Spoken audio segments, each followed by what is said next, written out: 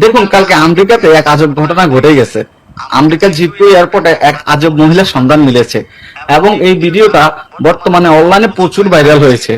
এই মহিলাটা যখন এয়ারপোর্টে নেমেছিল, ইমিগ্রেশন অফিসার তার যখন পাসপোর্ট চেক করলো, সে এমন একটা দেশ থেকে এসেছে যেটা দুনিয়ার মধ্যেই নেই।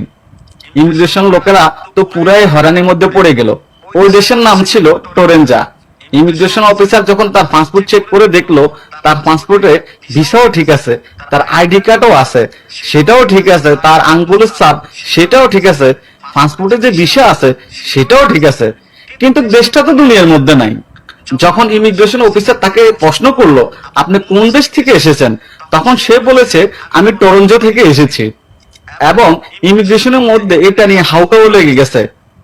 এরপর ওই ভদ্রমহিলার সামনে ওয়ালমার্ট দেখানো হয়েছে, সে কোন দেশে থেকে এসেছে এটা বলার জন্য, কিন্তু ওই ভদ্রমহিলা ওয়ালম্যাপে তার দেশটাকে খুঁজে পায় নাই। এরপর তাকে পুলিশে ধরে নিয়ে গেল।